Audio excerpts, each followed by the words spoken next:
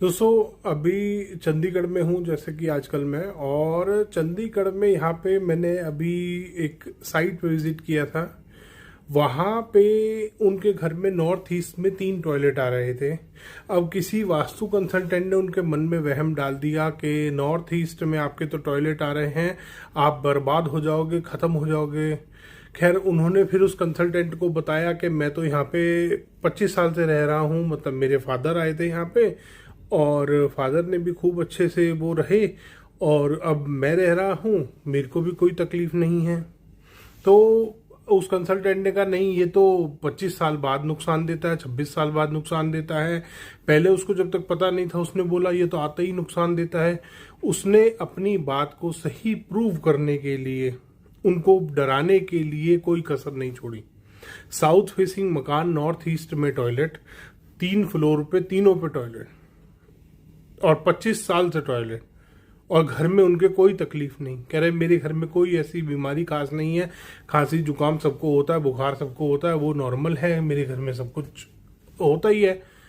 तो इसके अलावा मेरे घर में किसी को कोई ब्रेन ट्यूमर, कोई कैंसर, कोई हार्ट अटैक, ऐसी बीमारी अब तक नहीं है।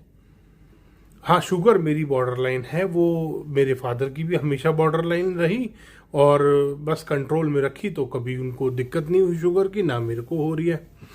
तो खैर, अब उनके मन में डाउट आ जाता है, तो उन्होंने मेरे को स्पेशली बुलाया था।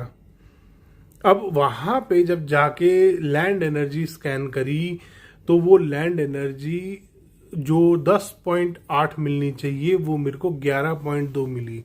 यानी कि लैंड एनर्जी बहुत अच्छी थी। तो अगर किसी भी जगह की लैंड एनर्जी अच्छी होती है, भूमि की ऊर्जा अच्छी होती है, जो 10.8 एक एवरेज मानी जाती है, वो 11.2 मिल रही है, या 10.8 से ऊपर कितनी भी मिल रही है, उसमें बहुत फायदेमंद होता है। और जो वास्तु डिफेक्ट्स होते हैं वो कम नुकसान दे पाते हैं, वो बहुत ज्यादा नुकसान नहीं दे पाते आपको।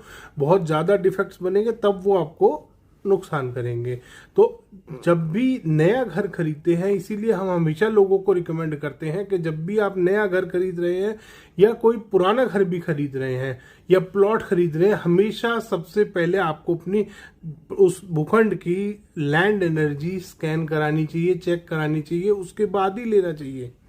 क्योंकि अगर 10.8 से नीचे आपकी एनर्जी होगी, तब वो आपके लिए नुकसानदायक होगा। वहां पे कोई छोटा वास्तु डिफेक्ट भी बनेगा तो भी वो ज्यादा नुकसान करेगा। अब आमतौर पे 99% कंसल्टेंट्स को ये बात पता ही नहीं होती, बिल्कुल पता ही नहीं हो उनको कि इस तरह की भी चीज होती है वास्तु में।